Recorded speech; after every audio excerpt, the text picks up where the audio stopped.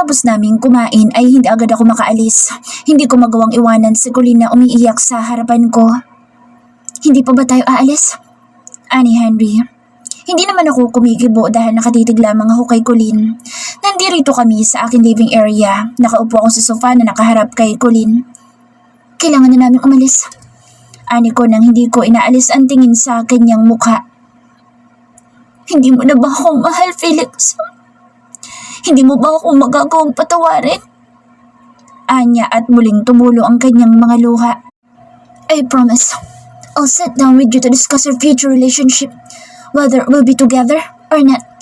It will not happen today. I need a break to think and clear my thoughts. And perhaps now is the time for us both to consider what we should do in our relationship. I know it's difficult, but let's ponder on what is best for both of us. I said. Are you ending a relationship, Felix? Why would you leave me when I believe you to be so in love with me? Why would you end these things with me? Please, don't allow this to happen. You said you would marry me, so why are you leaving me? I watched her break down and sob uncontrollably and thought I was about to go down that emotional highway, feeling empathy for her and how she must be feeling. Please don't cry. I will return as soon as I resolve our issue in France. We'll discuss our relationship again when I get home. Honestly, Colleen, you have changed a lot. You, as their new leader, and your lifestyle modification makes you believe you are better than me. When you became the Black Queen of your father's organization, you changed dramatically. I stated while trying to smile politely. Hindi totoo yan. Kailan ba hindi pumasok sa isipan ko na mas magaling ako sa'yo? Hindi totoo yan, Felix. Anya habang umiiyak. Huminga ako ng malalim at napatingin ako sa mga kaibigan ko na nakaupo naman sa isang mahabang sofa. Naalala mo ba noong nakipaglaban kami para kay Rigor? Para sa kapatid niya? Isang simpleng pakiusap lamang ang sinabi ko sa'yo. Ang sabi ko sa'yo, dumito ka muna. Hayaan mo lang muna kami habang nakakalat pa ang taong nagnanais kang mawala. Hindi mo ko pinakinggan. Sinunod mo pa rin ang sarili mo at binaliwala mong utos ko dahil para sa'yo, isa kang pinuno ng Black Cobra. Ginamit mong pagiging pinuno mo sa mga high-ranking members ko na inatasan ko na magbantay sa iyo upang mabaliwala ang utos ko. Pinagbigyan kita. Hinayaan ko lang dahil mahal na mahal kita pero sumobra ka noong gabi ng kaarawan ni Eugene. Hindi na ako galit sa iyo sa mga nangyaring iyon. Gusto ko lang muna na makapag-isip ka na maayos habang wala ako sa tabi mo. Hindi ito madali para sa akin dahil alam mo kung gaano kita kamahal. Alam mo kung gaano ako nababaliw sa iyo. Kung nasasaktan ka ngayon, mas nasasaktan ako. Hindi mo man ako nakikitang umiiyak pero hindi ito nangangahulugan na hindi ako nasasaktan. Makapangiti mo man ako pero ang puso ko'y nagdurugo. Wika ko. Tumayo ako at nilapitan ko siya. Pinunasan ko ang kanyang mga luha at tinalikan ko siya sa kanyang noo. Niyakap niya mga hita ko at saka siya magulhol. Sorry. Alam ko naman ang mga nagawa ko pero maniwala ka sa akin. Hindi ko intensyon na sapawan ka. Siguro gusto lang kitang matulungan ng mga oras na yun. Patawarin mo sana ako, Felix. Anong nangyari naman sa party ni Eugene ay dala lamang ng matindi kong selos. Masyado akong nilamang nagalit at selos ko sa isang maling akala. Umiiyak niyang ani. Inalis ko ang kamay niya at lumuhod ako sa kanyang harapan. Hinawakan ko magkabila niya bis tinalikan ko siya sa kanyang labi. I love you. Pero hayaan mo muna ako. I need a break pero I promise naman na babalikan agad kita. Ikaw lang naman ang babaeng laman nito. Anikot kinuha ko ang kanyang kamay at inilagay ko ito sa tapat ng aking puso. Huwag ka na umiyak. Babalik din agad ako. Oras na matapos ko ng problema namin sa friends. Ngumiti ako sa kanya at muli ko siyang hinalikan sa labi. Tumayo ako at inutusan ko si Henry at Simon na ihatid na sila sa mansyon nila. Nang marinig ni Colleen ang sinasabi ko ay pinulupot niya ang kanyang mga kamay sa katawan ko. No, please. Huwag mo akong iiwan. Mahal na mahal kita. Wika niya. Hindi naman kita iiwan. May kailangan lang kaming gawin ng mga tauhan ko. Kapag natapos ko ng problema kong ito ay ako mismo ang pupunta sa inyo upang ituloy na natin ang kasal. Kailangan ko lang mapag-isa muna. Yung hindi mo na kita iniisip at inaalala na baka may gawin kang ikapahamak mo. Sana inuunawaan mo ako. Masyado ka pang reckless mag-isip, Colleen. Huminga ako ng malalim at itinayo ko siya. Umuwi muna kayo. Nangangako naman ako, hindi ba? Babalik agad ako. Huwag ka mag-alala. Ang apelido ko'y nakaukit na sa pagkatao mo kaya wala kang dapat na ipag-alala. Ani ko at isang ngiti ang ibinigay ko sa kanya. Tumingin ako kay Henry at sinanyasan ko sila kaya kinuha naman na nila si Colleen upang iuwi na muna nila ito sa mansyon ng mga magulang niya. Felix, please! Malakas niyang sigaw pero tinalikuran ko na siya at umakit ako sa itaas. Habang naglalakad ako paakyat sa hagdanan ay tuluyan ng nalaglag ang mga luha ko. Akala ko'y wala akong kapasidad na umiyak pero sa kauna-unahang pagkakataon ay lumuha ako ngayon. Felix! Mahal na mahal kita! Sigaw niya kaya napahinto ako. Lumingon ako sa kanya at mabilis kong tinakbo ang pagitan namin dalawa. Isang mahigpit na yakap ang ibinigay ko sa kanya habang umiiyak na ako. Lahat ay gulat na gulat dahil sa unang pagkakataon ay nagpakita ako ng kahinaan. Sa unang pagkakataon ay may dumaloy na luha sa aking mukha. Felix! Ani Henry pero itinaas ko ang palad ko sa air upang patahimikin siya. Sige na baby, umuwi ka na muna. Pangako babalikan agad kita upang ayusin natin ang problema nating dalawa. Ani ko at pinunasan ko ang kanyang mga luha. Hindi ka nagalit sa akin? Hindi mo na ba ako iiwan? Hindi ka na aalis ulit? Sunod-sunod niyang tanong sa akin. Kailangan kong umalis. May mahalaga ako ipinag-uutos sa mga kapo ko. Ani ko, kapo mo rin naman ako, hindi ba? Bakit di mo ko ibilang sa kanila? Kaya kong gawin ang kaya nilang gawin at makahigpitan ko pa. Bulong niya nang may kalakasan kaya natawa ko ng mahina at napapailing ako sa kanyang tinuran. I'm sorry. I'm so sorry. Hindi yun ang gusto kong sabihin. Maniwala ka ibang ibig kong ipahiwatig. Bulong niyang muli at tumango lamang ako. Huminga ako ng malalim upang maramdaman niya na nagsisimula na naman siyang pairali ng hindi ko nagugustuhang ugali niya. Sige na. Kailangan na namin tapusin ang problema dito upang makabalik agad kami ng friends. Ani ko at sinanyasan ko na si Henry upang ihatid na sila. Tumalikod na ako at kahit na anong tawag ang gawin niya hindi ko na siya nilingon pa. Pagkaalis nila ay para akong sasabog sa samot-saring damdamin na nararamdaman ko ngayon. Mahal na mahal ko si Colleen at halos ayoko na siyang bitawan pa kanina pero kailangan dahil hindi ako makakilos ng naaayon sa gusto ko habang nasa tabi ko siya at pinakikialaman ang bawat desisyon ko. Hindi ako makakakilos ng maayos sa tuwing babaliwalain niya ang ipinag-uutos ko at sinusunod niya ang kagustuhan niya. Ayoko siyang mapahamak dahil ikamamatay ko iyon. Ilang katok sa aking silid ang nagpaangat ng aking mukha. Tumayo ako at binuksan ko ito. Bumungad agad sa akin si Nathan kasama si James, Simon at Henry. Naihatid na namin sila. Tama lang naman ang naging desisyon mo upang makakilos ka na maayos. Kailangan ding matutunan ni Colleen na hindi paligsahan at pagalingan ng pagiging leader ng isang organisasyon. Hindi niya kailangan makipagkompetensya sa mga kapo mo. Narinig namin ibinulong niya sa'yo kanina. Kailangan niyang maunawaan ang bawat kapo ay nagkakaisa at hindi kinukompetensya. Wika ni Henry. Bata pa si Colleen, kaya nga ako nandirito ay upang turuan siya ng dapat niyang gawin.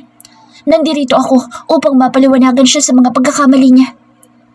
Ani ko, anong ginagawa ng kanyang ama? Hindi ba nila itinuturo kay Princess Ellie ang dapat itong gawin?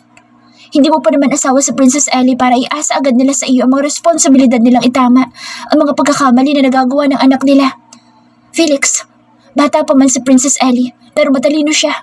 Alam niya kung anong ginagawa niya. Alam niyang nakikipagkompetensya siya. Narinig na namin na binulog niya sa kanina. Ani naman ang kaibigan kong si Nathan. Ako na ang bahala sa kanya. Alam kong ginagawa ko. Sa pagbabalik natin, tuturuan ko siya ng mga dapat niyang gawin. Kailangan lang talaga muna natin tapusin ang problema dito para makabalik na agad tayo ng friends. Ani ko, napalingon ako sa paligid nang hindi ko makita si Harold at Ivan. Nasaan ang dalawang iyon? Tanong ko sa kanila na ikinakunot ng noon nila. Si Harold at si Ivan. Ani ko, umalis na. Doon na lang daw tayo magkita sa site dahil kailangan nilang puntahan ang kausap nila. Natagalan ka kasi dahil dumating si Princess Ellie. Ani Henry, tumango lamang ako at pinatawagan ko na si Lian. Isa pa yung babaeng iyon. Pagdating niya dito, itatalupan ko talaga siya ng buhay. Takot yun. Mauna na lang tayo. Sigurado namang susunod na iyon. Baka nga nasa paligid lang isang iyon. Alam mo naman na magaling sa camouflage yung babaeng iyon. Ani Henry na natatawa. Umalis na kami at nagtungo na kami sa site. Hindi naman nagtagal ay nakarating din kami at inabutan na namin si Ivan, Jerome at si Harold na nakaupo sa loob ng opisina. Tapos ng drama nyo? Ang gulo niyong dalawa. Pakasalan mo na kasi para matapos na yung drama nyo. Inis na ani ng pinsan kong si Harold. Gago, hindi naman sila katulad mo na bilyonaryo lang. Leader sila ng organisasyon at may sunusunod silang patakaran ni Lolo. Ani naman ni Henry sabay tapik sa balikat ng ulo ni Harold. Tarantado ka ha? Pareho nga kayo ni Hendrix. Mga sira ulo. Anya kaya natigilan kami. Nandito si Hendrix sa Pilipinas? Gulat na tanong ni Henry. Oo, nandito siya. Mukhang tumitino ang isang iyon. Sabi niya ay may isang nagugustuhan siya babae pero hindi pa alam ng babae dahil binabantayan niya lang daw mga kilos dito. Tinanong ko ako sino pero ayaw sabihin. Nakita daw niya ang babaeng iyon sa England. Kailan lang at napakaganda daw nito. Parang modelo daw dahil sa tindig at ganda ng mukha at katawan nito. Ani Harold kaya napakunot noo ako. Dom! Ani ko nang natatawa dahil pakiramdam ko ay may hinala ako kung sino ang babaeng iyon. Lahat sila'y napatingin sa akin ng may pagtataka. Kilala mo ba tinutukoy ni Harold? Tanong ni Henry. May sasabihin ako sa'yo pagkatapos ng problema natin kay Colleen. May dapat kang malaman, Henry. Pero hindi pa sa ngayon dahil marami pa akong dapat na unahin bago ang problema mo. Wika ko. Nakikita kong pagkalito niya sa sinabi ko at ngumiti lamang ako ng kalahati ng mukha ko. Wala akong problemang hinaharap, Felix. Tanging si Jane lamang ang problema. Hindi na niya naituloy ang sasabihin niya at napatitig siyang bigla sa akin nang hindi ngumingiti. What the hell? Alam mo kung nasan si Jane? Malakas na boses na tanong niya. Hindi naman ako nagsasalita. Seryoso lamang akong nakatitig sa kanya. Bigla niyang hinablot ang kwelyo ko at iniakma niya ang kanyang kamao. Henry! Malakas na sigaw ng mga kaibigan ko. Hindi naman dumadaiti sa mukha ko ang kamao niya at hindi niya rin ito maidadaiti sa pagmumukha ko. Sigurado ako dyan dahil kung mabilis siyang kumilos ay mas mabilis ako. Bitiwan mo ako bago ko mabasag ang pagmumukha mo. Wika ko kay Henry. Dahan-dahan niyang ibinaba ang kamao niya na nakaamba sa akin at binitawan ang damit ko na halos malamukos na dahil sa pagkakahawak niya. Inayos ko ang suot ko at isang malakas na suntok ang dumapo sa mukha niya. Mabilis namang pumagitna sa amin si Harold upang mapigilan niya ang gulo sa pagitan naming dalawa. Sa susunod na gawin mo muli sa akin yan. Hindi mo na makikita pa si Jane. Wika ko kay Henry. Biglang nawala ang galit sa mukha niya at napahugod siya ng malalim na buntong hininga at pinunasan ng tumatagas na dugo sa gilid ng kanyang labi. Pasensya na, nabigla lang ako. Anya, hindi naman ako kumikibo at nakatayo lamang ako ng tuwid habang nakatitig sa mukha niya. Sa susunod na hindi niyo ako igalang, tataniman ko ng balang pagmumukha niyo. Nagkakaintindihan ba tayo? Galit kong ani. Sinabi ko na sa kanilang huwag nila ako ipapahiya sa harapan ng mga tao. Pasensya na. Ani Henry. Itinulak naman siya ni Harold at kita ko rin ang galit sa mukha niya. Gago ka kasi. Kung babaeng problema mo, kasalanan mo yan. Wala ka kasing respeto sa mga babae. Para sa'yo, kama-kama lang ang labanan. Hindi mo naiisip na may mga damdamin ng mga iyan. Ngayong lumayo sa'yo sa kakadagahabol na parang asong gutom. Galit na ani Harold. Nabigla lang ako. Alam ko namang kasalanan ko ang lahat. Anya, ibig mo sabihin, alam mo na rin kung nasaan si Jane? John, bakit ba napakadali sa'yo na mahanap sila? Si Barry, kay tagal ko rin siyang hinahanap pero hanggang ngayon ay hindi ko pa rin sila makita. Pero ikaw, matagal mo nang alam kung nasaan siya. Kapag nalaman ko kung sino nagtatago sa kanya, tataniman ko talaga ng bala sa utak. Ani Simon, bigla namang napaubo ng malakas si Jerome na akala mo ba ay nabigig ng kanyang dila. Okay ka lang ba, bro? Tanong ni James. Nakatitig lamang ako kay Jerome at hinihintay ang kanyang sagot. Napatingin naman sa akin si Harold dahil hindi siya makapaniwala na alam ko kung nasaan si Mary. Bakit ka namumutla? Ha, Jerome? Tanong ko. Inayos naman niya ang korbata niya at ngumisi sa akin na litaw ang lahat ng kanyang ngipin. Ganyan talaga yan kapag naiinitan. Wika agad ni Harold. Gusto ko sabihin na malamig naman dito pero hindi ko na lang ginawa. Alam ko naman ang dahilan kung bakit. Inakbayan ako ni Henry at humingi siyang muli ng pasensya sa akin. Hindi ko intensyon na mapahiya ka. Pasensya na at hindi na mauulit. Ani ng pinsan ko. Nagkaayos din naman kami. Kilala ko naman si Henry kapag nabibigla pero mali pa rin ang ginawa niya. Kung naglilihim man ako sa kanila tungkol sa mga babaeng sinaktan nila, ay deserve nila iyon. Buti nga sa kanila dahil wala naman silang idinulot sa mga ito kung hindi ang saktan ang mga damdamin ng mga ito. Lalong-lalo na si Simon. Nilapitan na siya ni Mary upang ipabatid sa kanya na buntis ito pero ang ginawa niya, itinaboy niya at pinagsalitaan pa ng hindi maganda. Ang gago ko naman pinsan, puro kahiligan ang nasa utak. Kaya nang ma-realize niya na mahal niya ito, kailangan niyang mahirapan. Pero sa tingin ko ay talagang mahirapan siya ngayon kay Jane lalo pa at sangkot na si Trance. Hindi ko maaaring pakaalaman kung ano man ang magiging desisyon ni Trance tungkol sa pamilya niya. Labas na ako doon. Hindi nasakop ng kapangyarihan ko ang pangingialam sa personal nilang buhay. Nandito ng architect at engineer mo, Felix. Ani Harold. Napatitig naman ako sa kanila habang inilalatag nila sa akin ang blueprint upang ipakita sa akin ang gumuhong parte sa itaas ng mall. Paano nangyari iyan? Ani ko habang nagtatagis ang mga bagang ko sa galit. Ang i-deliver na material sa atin ay mababang klase na binalot sa branded na packaging. Nagsampa na ako ng kaso laban kay Mr. Lee. Ani ng aking engineer. Tarantado talagang Mr. Lee yan. Ginago na rin kami niyan. Kaya nga hindi na kami sa kanya kumukuha ng mga materyales. Galit na ani Harold. Nilingon ko si Henry at si Calvin at sinanyasan ko sila. You already know what to do. Ani ko habang nagngangalit ang bagang ko sa galit. Huwag mong sasabihin. Hindi ko na pinatapos pa ang sasabihin ni Harold. Tatakutin lang yan. Hindi kami ganoong klase ng tao. Ani ko at tumango lamang siya. Nagmamadali namang umalis sila Henry at naiwan na kami dito sa loob ng opisina. Inutusan ko muna silang iwanan kaming tatlo dito dahil may mahalaga kaming pag-uusapan nila Harold. Nang mapagsarili kami ay tinitigan ko silang tatlo. Hinihintay ko na magsalita sila sa akin pero napapakamot lamang ng ulo ang tatlong tukmol na ito. Kailan mo pa alam? Tanong ni Jerome. Natawa na lamang ako sa kanya at napapailing ako. Si Ivan naman at si Harold ay tahimik lamang na nakikinig sa amin. Totoo ba? Natataniman ng higanteng iyon ng bala sa ulo ang mga tao nagtago kay Mary? Tanong ni Jerome na ikinatawa ko ng malakas. Bakit? Natatakot ka? Ani ko. Baliw ka. Hindi ako matatakotin.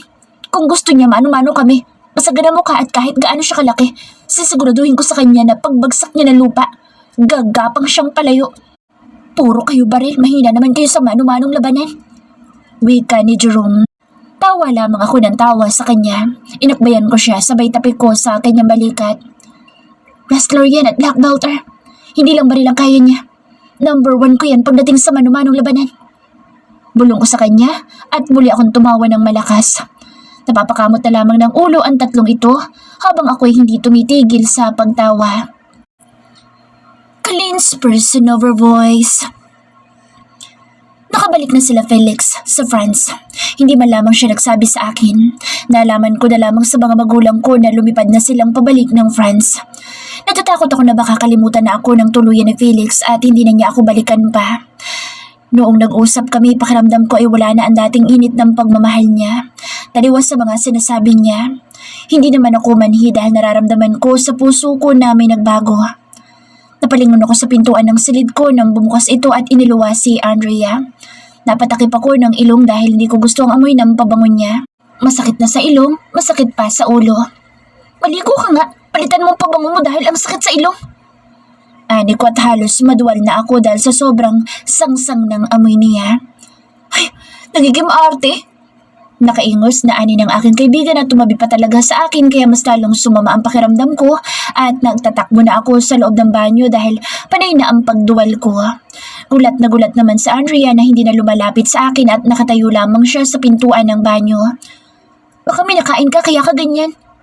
Anya pero pinaalis ko siya at sinabi ko sa kanya na yung amoy niya ang hindi ko gusto. Kaya mabilis siyang lumabas at isinara ang pintuan ko. Halos manlambot ang tuhod ko matapos akong magduduwal. Naiiyak pa ako dahil kahit wala na akong inilalabas sa sikmura ko'y patuloy akong dumuduwal. Kaya ang sakit tuloy ng tiyan ko. Nalalata akong nahiga sa aking kama pero naamoy ko pa rin ang pabango ni Andrea kaya binuksan ko ang mga bintana maging ang sliding door patungong balcony. Binuksan ko na rin. Naupo ako sa upuan na nasa balcony ko at lumanghap ako ng sariwang hangin. Hindi nagtagal ay bumalik sa silid ko sa Andrea na bagong paligo kasama sa Olga. Leslie, may sakit ka daw? Ano bang nararamdaman mo? Ani sa akin ni Olga. Namumutla ka. Mukhang ang masamang pakiramdam mo. Baka may nakain kang panis.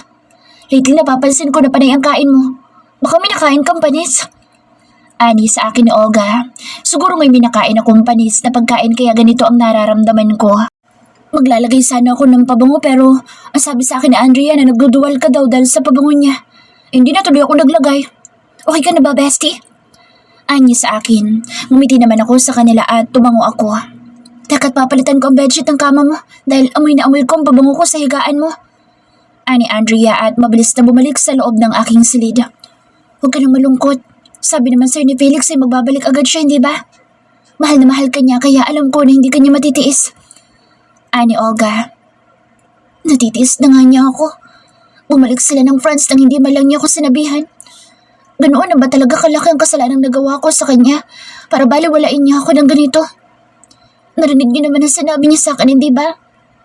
Kailangan daw niya ng break para mapag-isip. Hindi ba kapag ganoon ang isang tao, ibig sabihin nagbago na ang damdamin niya? Hindi naman siya hihingi ng break kung wala namang nagbabago. Nasasaktan ako, bestie. Dahil pakiramdam ko ngayon, unti-unti nang mawawala sa akin sa Felix. Wika ako at muli akong umiyak. Sinabi naman niya sa'yo na mahal ka niya, hindi ba? Sabi niya sa pagbabalik niya ay mag-uusap kayong dalawa tungkol sa relasyon ninyo.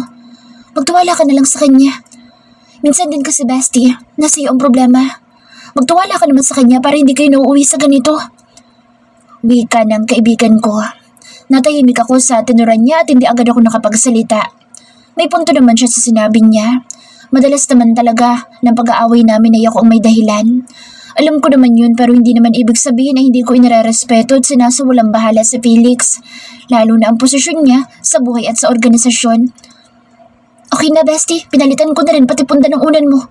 Nag-spray na rin ako ng vanilla scent sa silid mo para naman mawala ang matapang na amoy ng pabango ko. Wika niya. Isang ngiti naman ang sumilay sa akin labi. Salamat. Pasensya na kayo sa akin. Minsan talaga hindi ko rin maintindihan ang sarili ko kung bakit ako ganito. Tama nga yata sa Felix. Ang laki na pinagbago ko. Wika ko. Niyakap naman ako ng dalawa kong kaibigan kaya gumanti ako ng yakap sa kanila. Tama na nga yan. Paiyakin mo pa kami niyan eh. Nila. Natawa na lamang ako dahil sa kakulitan din nilang dalawa. Ang mabuti pa'y kumain na lang tayo. Maraming dalasimanang na hinog na mangga. Pagkatapos natin kumain ay aalis muna kami ni Andrea. Dadalawin namin sila nanay dahil kanina pa tawag ng tawag sa akin dahil wala na daw silang pambayad ng kuryente. Wika niya. Sasama ako. Marami naman tayong bantay kaya okay lang. Sabi naman ni Daddy ang importante ay huwag tayong aalis ng bahay na ilan lang ang kasama natin. Ani ko at nagmamadali na ako lumabas ng aking silid upang puntahan ng aking mga magulang. Magpapaalam ako sa kanila na aalis muna kami. Nandito naman si Sylvie at si Rigor na bago kong hitnan. Pagkarating ko sa tapat ng silid nila Dada ay kumatok muna ako bago ko ito binuksan. May kailangan ka ba anak? Ani ng aking ama. Dad, pwede po ba ako sumama sa mga kaibigan ko? Dadalawin po kasi nilang kanilang mga magulang. Pero kasama ko naman po mga tauhan natin at si Sylvia. Isasama ko na rin po ang mga tauhan ni Felix na itinalaga niya na tagabantay ko. Wika ko ha. Tumingin siya sa likuran ko kaya napalingon din ako. Nakatayo na pala si Sylvia sa may pintuan at nakikinig sa amin. Don't worry po, kami na pong bahala sa kanya. Anya kaya isang malaking ngiti ang gumuhit sa akin labi. Well, siguraduhin niyo na hindi niyo tatakasan ng mga tauhan ninyo. Kaya nagagalit si Felix dahil lagi kang tumatakas at hindi ka nakikinig. Elena. Ani ng aking ama. Pag-iingatan niyo ang prinsesa namin at huwag niyo siyang aalisan ng inyong mga paningin. Ani naman ang aking ina. Makakaasa po kayo. 3 boses na ngayon ang naririnig ko dahil nasa likuran ko na rin ang dalawa kong kaibigan. Sige na't mag-iingat kayo. Kakausapin ko muna mga tauhan upang makasiguro na hindi nila kayo iiwanan ng tingin. Wika ng aking ama at tumayo na siya. Naiwan naman kami nila mommy sa kanilang silida. Kinuha ng aking ina ang aking kamay at hinaplos ang aking mukha. Huwag mo munang isipin si Felix. Kilala ko ang batang iyon. Kahit kailan ay hindi pa iyon nagmahal ng babae. Ikaw lamang ang nakapagpatibok ng puso niya. Naniniwala ko na hindi kanya hahayaang mawala sa buhay niya. Ani ng aking ina. Tumango lamang ako sa kanya at ngumiti. Ngayon ko sisimulan ang pagbabago ng ugali ko para naman sa pagbabalik ni Felix ay matuwa na siya sa akin. Salamat mo. Takot lang talaga ako na mawala siya sa buhay ko. Wika ako at isang pilit ng ngiti ang sumilay sa akin labi. Huwag ka matakot dahil naniniwala ako na hindi hahayaan ni Felix na mawala ka sa buhay niya. Tuluyan ang nawala ang agam-agam ko. Napangiti ako at niyakap ko ng mahigpit ang aking ina. Salamat po. Ani ko sabay hugod ko ng malalim na paghinga. Nagpaalam na ako sa kanya dahil magbibihis na ako. Namimiss ko na rin naman na ang magulang ng mga kaibigan ko kaya gusto ko na rin silang makita. Pagkatapos kong magbihis ay bumaba na ako. Inabutan ko ang aking ama na nakaupo sa sofa at tinawag niya ako. Lumapit naman agad ako sa kanya. Napatingin pa ako sa mga tauhang nakapalibot sa kanya habang pinagbibilinan niya ang mga ito. Tandaan niyo, huwag niyong aalisin sa paningin ninyo ang anak ko. Kapag may nangyari sa kanya, kayo ang mananagot sa akin. Kung may aberya, tawagan agad ninyo ako at darating kami. Nagkakaintindihan ba tayo lahat? Ani ng aking ama. Yes, sir. Malakas nilang sagot ng sabay-sabay na nagpapitlag sa akin. Muntik pa ako matawa kaya tinakpan ko ang aking bibig. Napatingin naman ako sa pinsan ko na natatawa habang nakatingin sa akin. Inirapan ko tuloy siya. Isip bata talaga. Bulong ni Andrea. Kaibigan ba talaga kita ha? Nainis kong ani kaya nagtawanan na silang lahat. Pati ang aking ama ay nakikitawa na rin kaya mas lalo ko silang inirapan. Habang binabaybay namin ang daan patungo sa dating lugar kung saan kami naninirahan, ay hindi naman mawala ang ngiti sa aking labi. Matagal ko na rin hindi sila nakikita at sigurado akong matutuwa sila sa mga pinamili naming pasalubong para sa kanila. Grabe bestie, ang dami mong pinabili sa mga tauhan mo. Matatagalan din bago nila kailanganin bumili ng bigas at mga dilata. Ang daming supplies. Yung isang sasakyan na puno lang ng mga pinamili mo para sa kanila. Tuwang-tuwang ani ng mga kaibigan ko. Ano ba naman kayo? Para namang hindi magulang ang turing ko sa kanila. Alam niyo naman na mahal ko din sila, no? Sagot ko naman kaya niyakap nila akong dalawa. Nakarating kami ng bahay nila, Andrea at Olga. Magkatabi lang naman ang bahay nila. Napatingin naman ako sa katapat na bahay na dati naming tinutuluyan nila mama.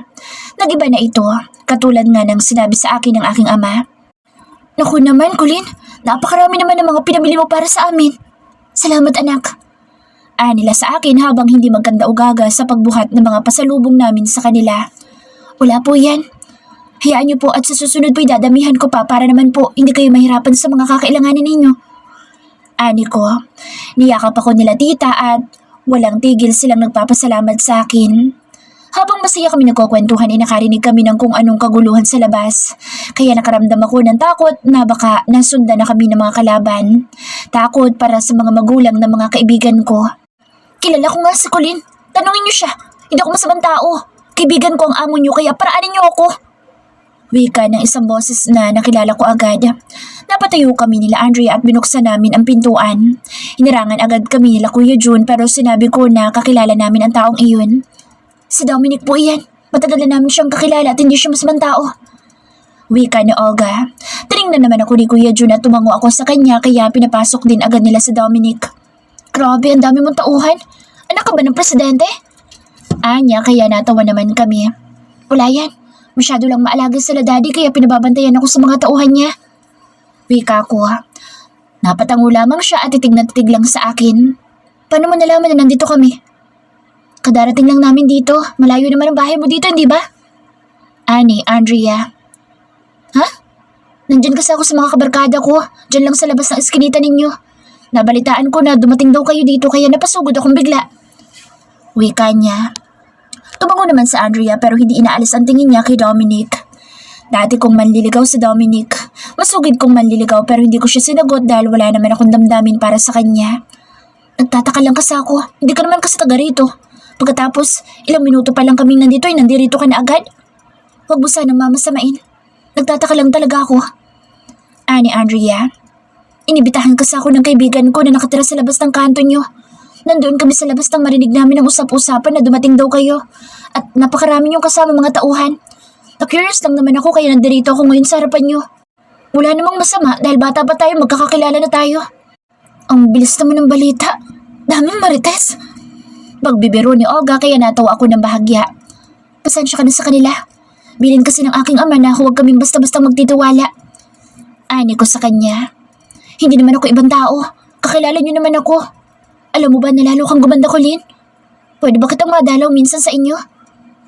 Anya. No, hindi pwede. Sabay-sabay nilang sagot kaya napatingin ako sa mga kaibigan ko at mga tauhan ko. Gusto ko matawa sa kanila nang sabay-sabay talaga silang nagsalita. Nakatitig naman sa akin si Sylvia na iniilingan ako ng kanyang ulo nang ibig sabihin ay hindi pwede. Alam ko naman iyon. Matagal ko nang alam na sa ngayon ay bawal akong tumanggap ng kahit na sinong bisita.